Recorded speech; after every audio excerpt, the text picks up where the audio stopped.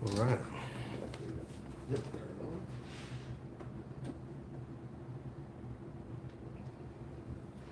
Action here. Ew. Hold on. Wait, what? About to be. Okay.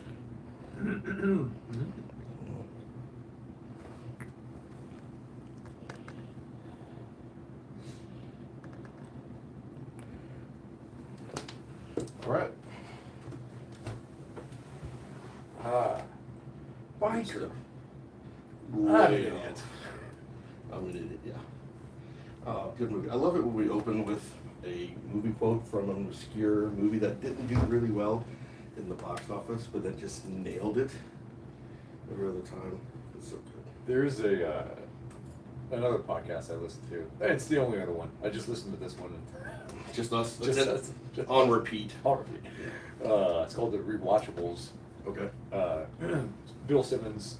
Anyway, whatever. But they basically, the purpose is they discuss on a podcast rewatchable movies. Oh. Like movies that. Oh, I need to watch that. Yes. Yeah. Well, they've now started to do the video portion of it as well. I don't think that they've done Super Troopers, which is upsetting. It is.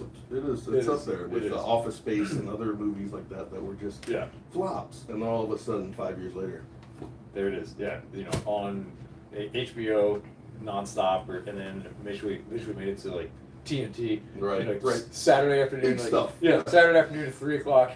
You're like, Super Troopers. Well, let's put that on for the. Then they had to spend 4 hours editing it out because they couldn't get the real one in there. Yeah. It's like watching the movie Friday on regular TV. It's like not even worth it. Just don't worry. Yeah. It's a whole new movie. You might as well just dub it over completely. Anyway. Yeah. All right. We're back. It's Wednesday.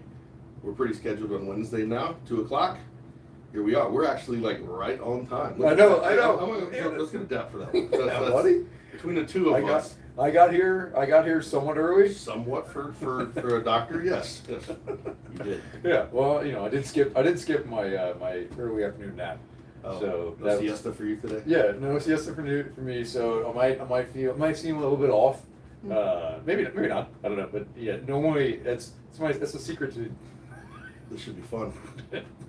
To my beauty. I legitimately take every day.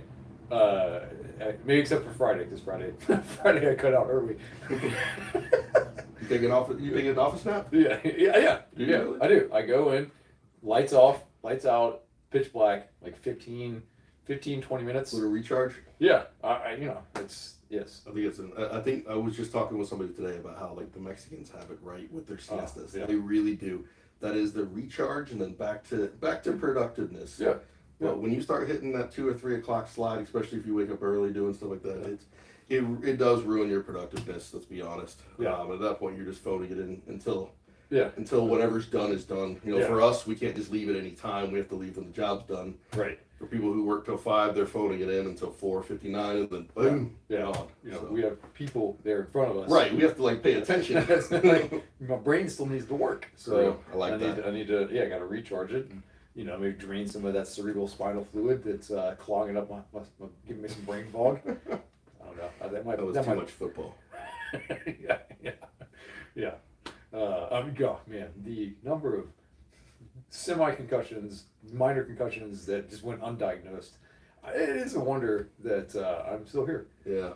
It's amazing how former high school and college athletes who go on to do successful things are able to do so sometimes, especially when high contact sports like football and rugby and some of these other things like hockey. Yeah, it's insane. Every single impressive. Yeah, every single snap, it was just hey, here's this guy, boom, right in my head. Oh, and you wonder why guys like Jason Kelsey are like, you know what, I'm done, done. Yeah, I've had enough. Yeah, get it.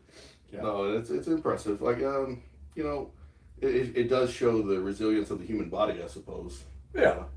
I know we're not talking about CTE. No, we're not today on this podcast, but maybe at some point. Well, I mean that might be a little bit out of our scope. It's out of mine for sure. Or what about you? A lot. I mean, I do some post-concussive rehab for vestibular training and stuff like that.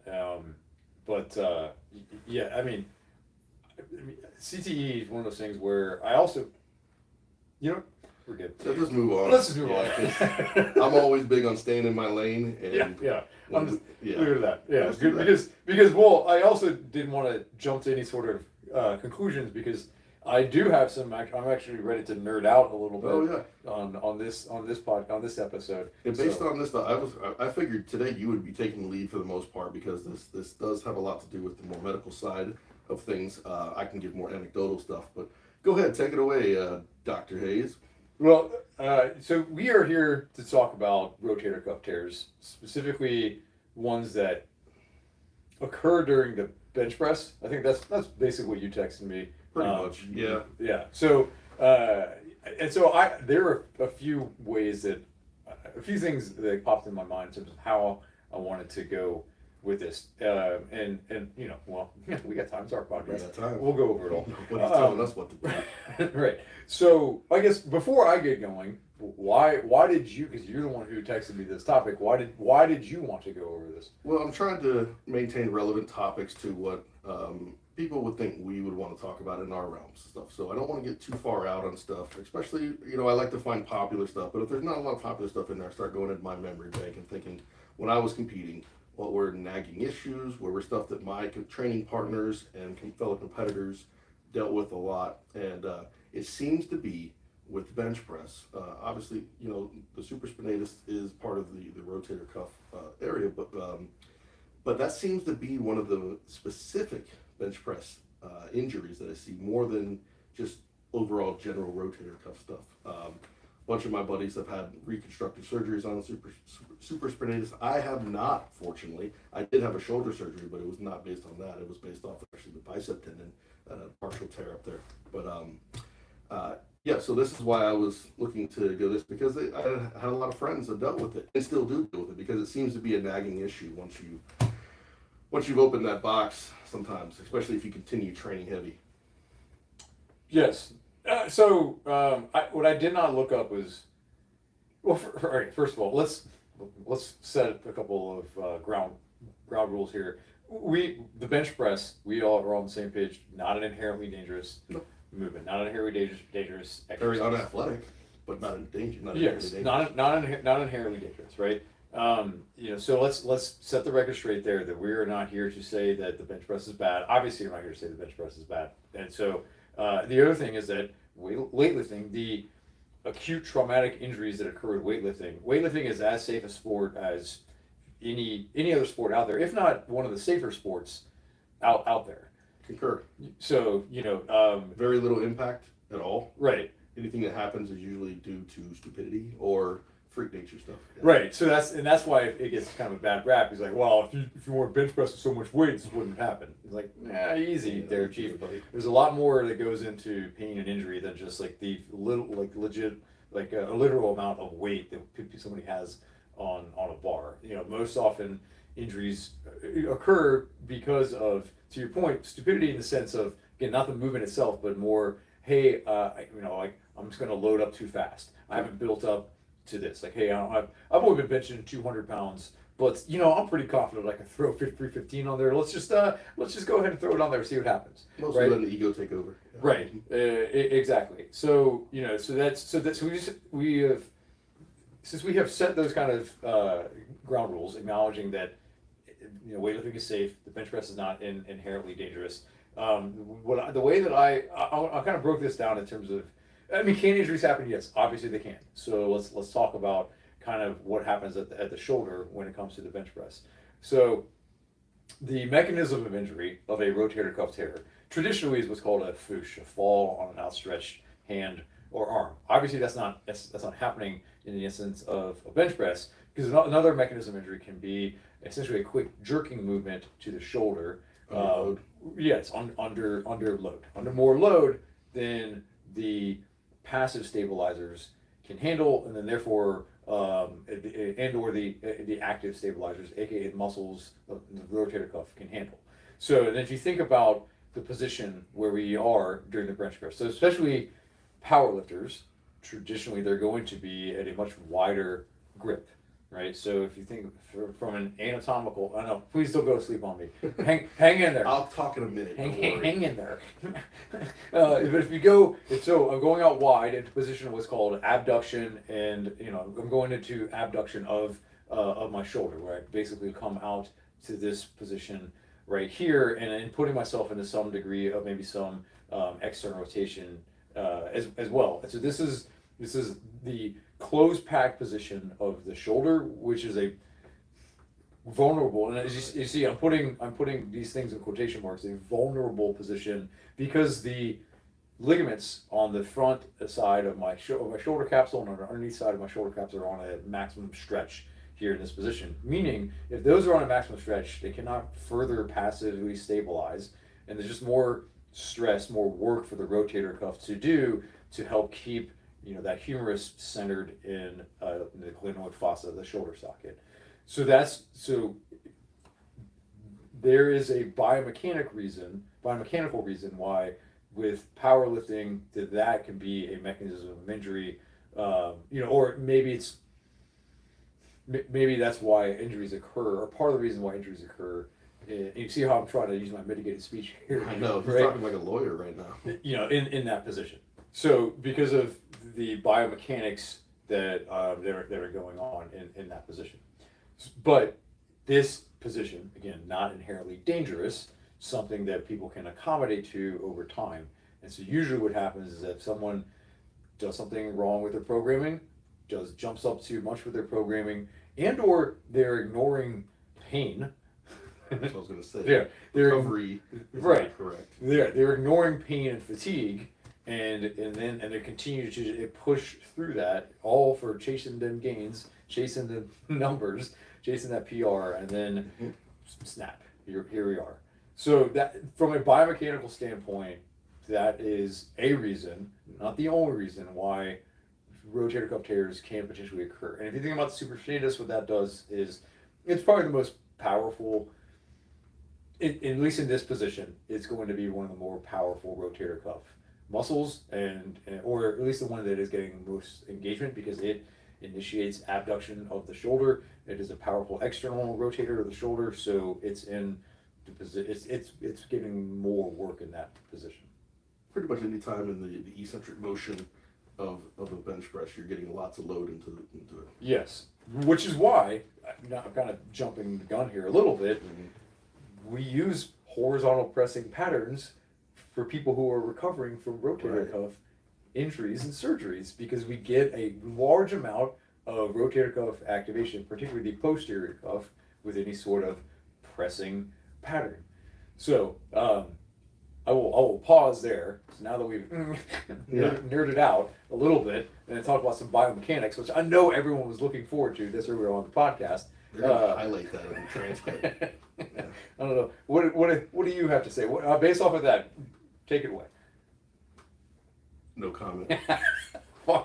I will talk for 30 minutes straight. I will not let you get a word in edgewise if you want me to. So when we talk about the external rotation in the eccentric motion of a bench press, we do our best to, as a coach on the standpoint, to try to eliminate that. We want to keep what we say the joints stacked. You want the wrist and the elbow pretty much staying on top of each other at all times. And at that point, once your natural rhythm of your shoulder, the motion that it wants to be in, the anatomical build, if you will, like you said before, you're going to find the spot where is your natural touch point, which is usually a couple inches north or south of the nipple, depending on your body type, arm length. I thought this was a family podcast. I believe nipple's an anatomically correct term. Okay. I didn't say milker. Well, now it's definitely now not. It's not. Now it's not a family podcast. So anyway, when we try to stay there, so we're trying to eliminate the external rotation, but it's there.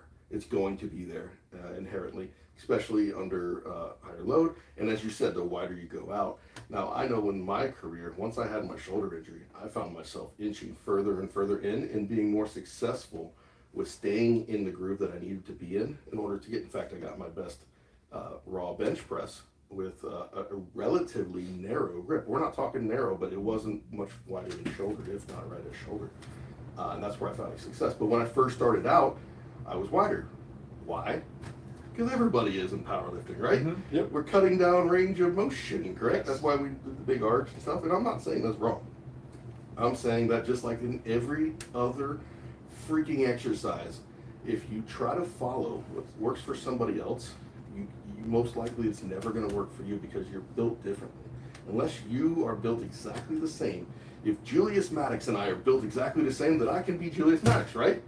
Right? Is that how it works? That's how it works. So I can go out there and do exactly what it is. You know, with Jeremy Hornstra, I can just be so close and still bench 670 at 242, right? No, that's not how it works. Not cool.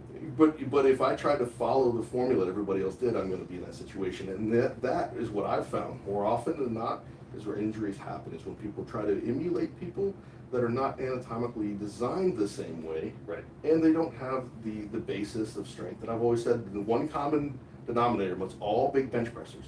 Some have big triceps, some have big shoulders. They all have giant backs. They all have stabilization, able to absorb the load and return. Yeah. So they're to your point there is where we start to get ahead of ourselves is when injuries start to happen all too often. Now, when you get up to a point where you're reaching maximum capacity, you're at a higher risk for injury. It's just what it is. But that's not that's a less than 1% of the population. Yeah, I mean, well, I think, yes, I mean, at that point, it's still, I think it comes down to work capacity and then tissue tolerance. Right. So, you know, again, even bench pressing 700 pounds, not inherently dangerous. If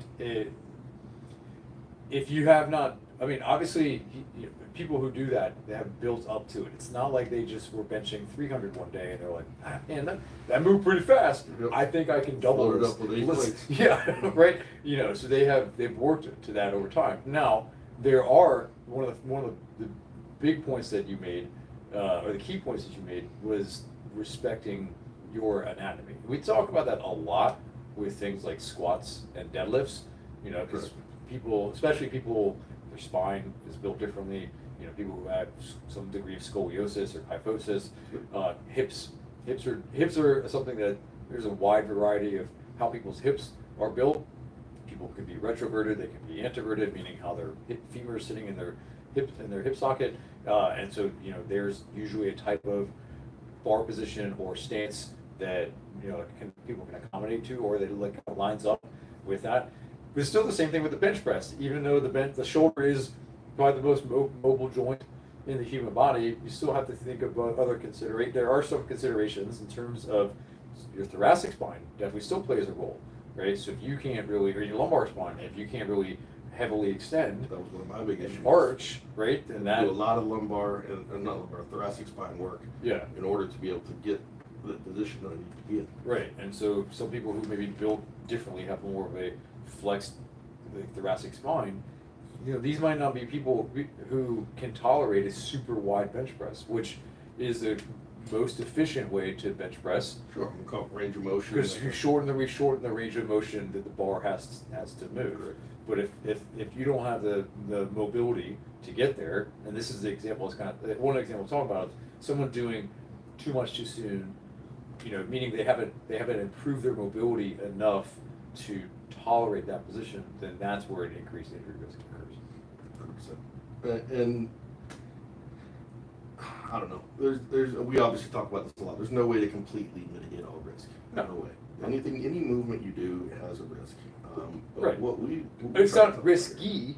Right. Not risky, risk. but it has a risk. Yeah. Yeah. Just like walking outside of your front door is a risk in general. Yep. Stop doing it. And we got to make sure that we understand the difference between that. You know, Sorry. I think you're even at a higher risk at that point. I haven't seen the studies. Prove it. Yeah, you're Prove right. it. Sorry, I'm continuing. Everything has a risk. I know, everything has a risk. So make sure that, and I want to be clear, we talk about that. He's right. Risky and risk are two different things. Risk is just a technical term for, something that happens, either good or bad. It can be there. So make sure we talk about that because we're going to talk about this because we're going to be very clear about there is risk involved. Our job here is to mitigate risk in general and try to get the best positive outcome as we can like that.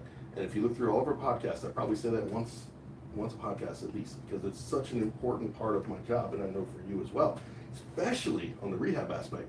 Now you're dealing with, most of the time, confirmed trauma. Yeah. Whether it's surgical, whether it's injury, this kind of stuff. Now their risk is even higher when it comes to recovery because of this. You have to be very careful. We talk about going to proper PTs that understand what you've gone through and how to get back there, and not just putting you in a blanket program. On my end, the same way. If you go to a normal personal trainer, you have some inherent risk based on injuries or just genetic predispositions. They say, well, let's jump you straight on the squat, and we're going to go ahead and this is how you squat. If you go here, it's not going to work. And then not only will you have a higher risk for injury, you'll be dejected. Yeah. When it comes to the bench press injuries, it was something that was very important for me, because outside of one major injury, I think I was pretty good on bench, and I was a decent bench presser. So I saw a lot of my friends go through lots of surgeries, lots of rehab programs, lots of setbacks. Some of them were doing heavier weight than I were, but some of them weren't. And that was the concerning part, is like, okay, why are we still having issues when you're not at your maximum capacity? And I always wondered that. And, you can look at their training, you can look at their diet, you can look at their rehab, recovery, this kind of stuff. It all probably adds up to the why. Yeah.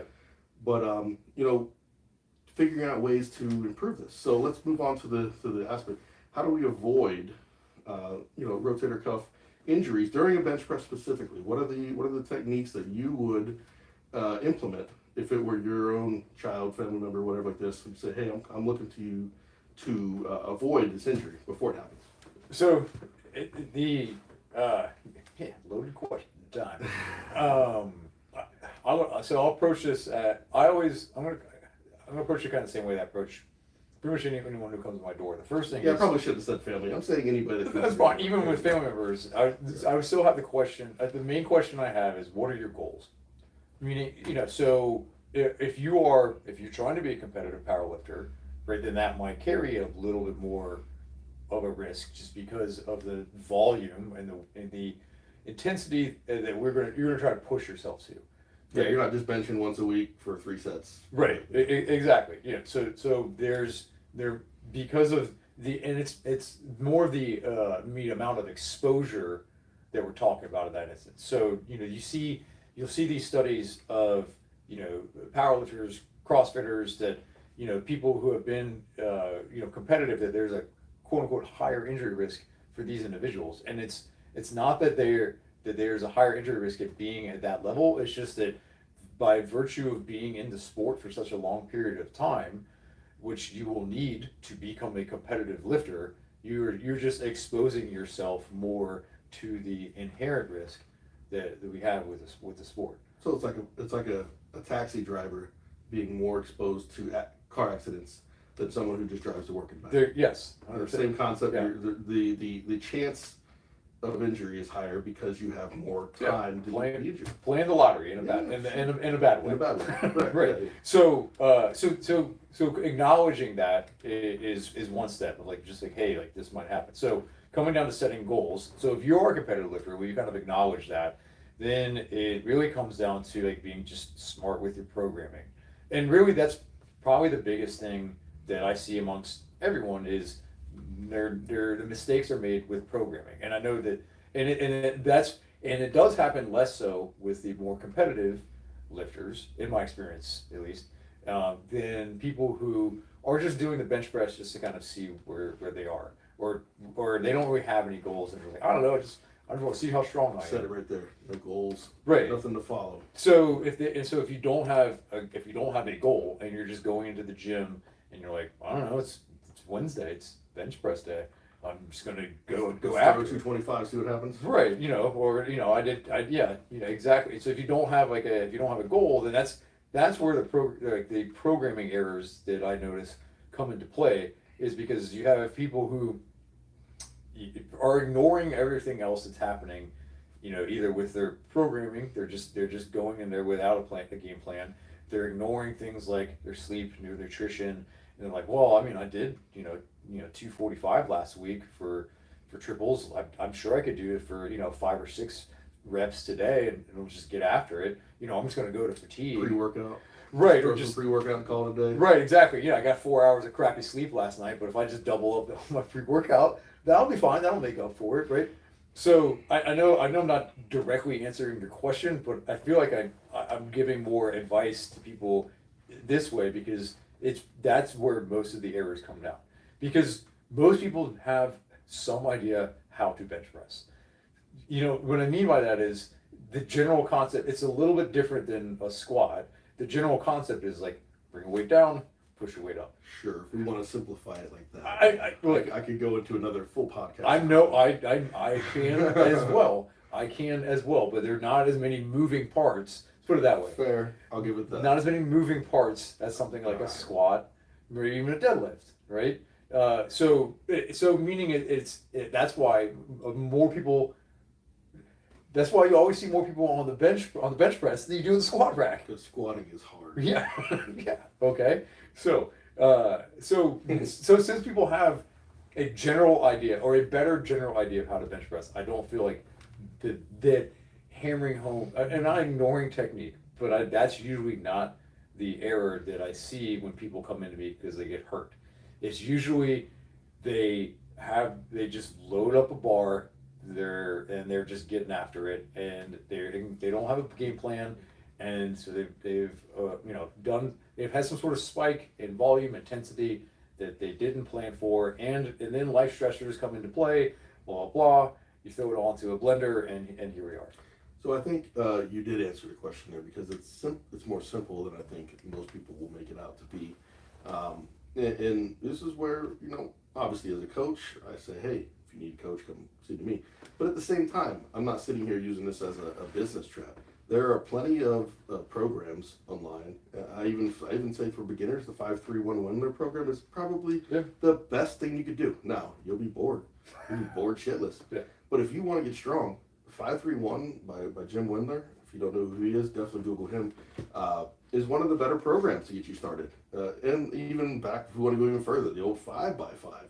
Now, the problem is here we have to make, the biggest thing I see when we have issues, and this is not even just injury, but people put numbers on their weights instead of percentages. Now, percentages are where you need to live, because percentages move as you get stronger. Yeah. If you say I'm warming up with 135 and going straight to 225 and then going, straight to, and all of a sudden you're a 500-pound bench presser, you don't need to warm up with 125, 225. The numbers, you could warm up there, but I'm just saying the numbers need to change, not just the same old. Yeah. Especially when we're trying to increase our volume. So as we get going, now if 185 is done 12 times, maybe we need to bump it up to 195, 205, get it back to the 8 to 10. But you won't know that unless you understand what your projected max is and where you need to lie on the spectrum of percentages for proper training. Fred Hatfield, I mentioned him a lot, obviously, because he was a very intelligent man. He had a very good general basic programming when it came to percentages. And outside of some of the deadlift volume that I was not a fan of, that was really good because it was a constant sliding scale of understanding that, okay, if you do this training and you sleep and you eat at a certain level, your strength should increase by a certain percentage each week. So at each week you have to assume that you are stronger than the last week, as long as all things considered are equal. Now, if you have a bad week and you don't sleep, you understand it doesn't work that way. Yeah. If you're in tune with your body. So when I was training, my max was constantly going up without me ever touching the weight. And I knew that. And I could guesstimate where I could be at the end of my training cycle, right there, within a certain variance. That was pretty good. And that kept me focused on the percentages, not the weight. I didn't even care what the weight was that day. I cared what percentage of my projected max I was doing. And whatever that fell to be, so be it. Yeah. Yes, 100%. One kind of I was like, we use the word caveat. They're for novice lifters because I don't want to scare away someone who's never bench pressed from bench pressing. It's simple. Because at that point, you don't really know what your 1 rep max is, right? Yeah. So we still want to have some level of intensity that we want to measure by. So using something like an RPE scale with rate of perceived exertion, 0 to 10, 10 means you could not have done any more repetitions. is a way to do that.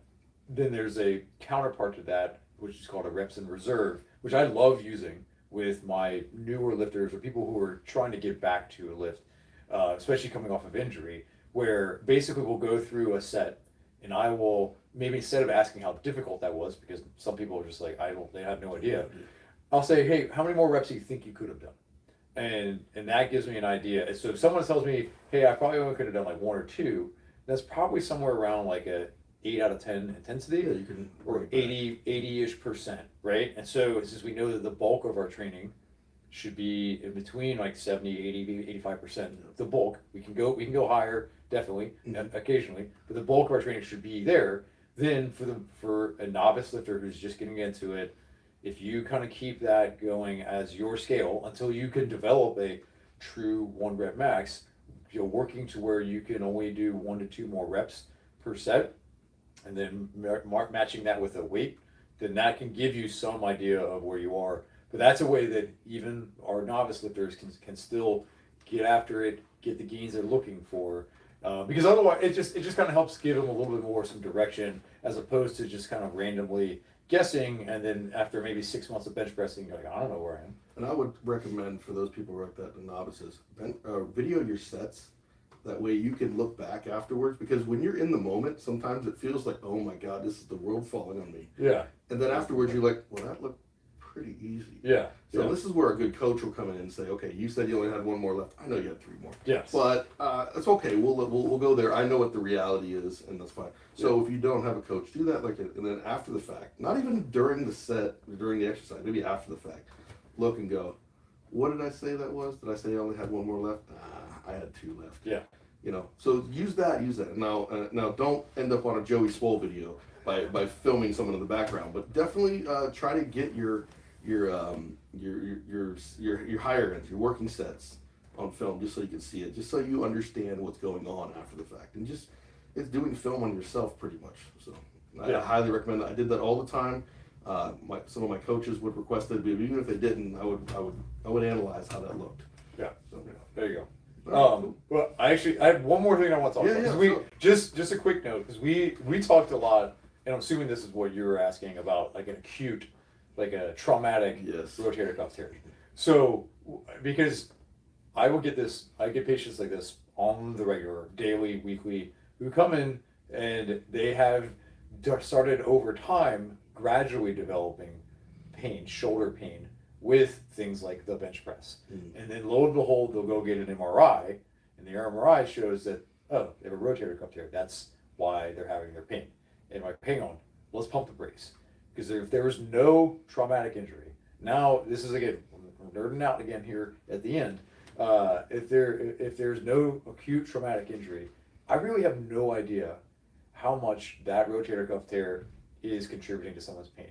The reason we know that is because there are several studies that have looked at people who have full thickness rotator cuff tears with no pain. Asymptomatic. For example, 50% of 50-year-olds with a full thickness rotator cuff tear, 50% of 50-year-olds with a full thickness rotator cuff tear do not experience pain.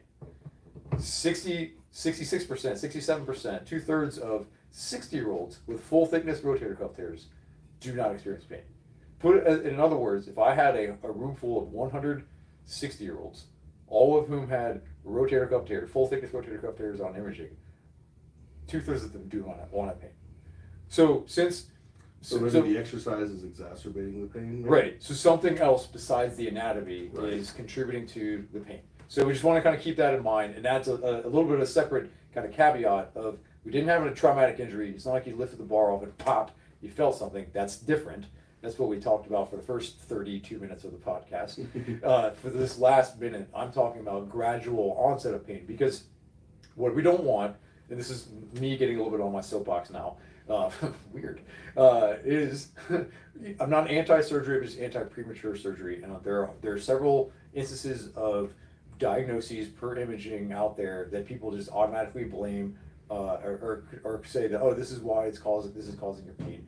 And people undergo unnecessary surgeries, or they undergo surgeries before they need to undergo surgeries. And surgery, we talk about risk. There are risks that come with surgeries that we don't need to expose ourselves to. And surgery doesn't always fix the problem either. So if you have gradual onset and gradual ramping up of shoulder pain, pump the brakes on imaging, especially if you're in your 50s, 60s, 40s, 50s, 60s, pump the brakes. That's when you kind of want to come see someone like me, and then we can have a different conversation. And I'll agree. Someone who's had, unfortunately, too many orthopedic surgeries, I understand when I go through one, for the most part, it's going to suck for recovery. If you've never experienced an orthopedic surgery, and then you at 60 years old decide to have a shoulder surgery. Oh, hell no. Yeah, that's tough. Yeah. It's the benefit may not be as good as the trauma you're going to, especially if you're not trying to do something extreme, and that's what it comes down to. So Right. yeah, absolutely, coming to a professional before you go get cut. Because let's be honest, I love it. I have a lot of good surgeon friends, but they get paid to cut. And while a lot of them are ethical, that's what their job is. So they're going to lean towards that.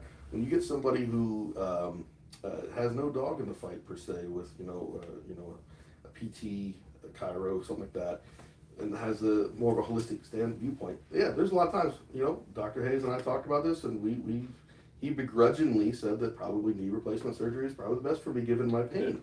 But he didn't come about that lightly. We went through processes trying to avoid that. Months. Yeah. Right. So I guess I'm not anti-surgery. I'm anti-premature surgery. Correct. That. I like that. So, all right, let's go ahead and finish it up here, man. That was a good one. I think we had a lot of good information put out there. Yeah. That was slam packed. That was like some spam. Full. Stuff tasted better.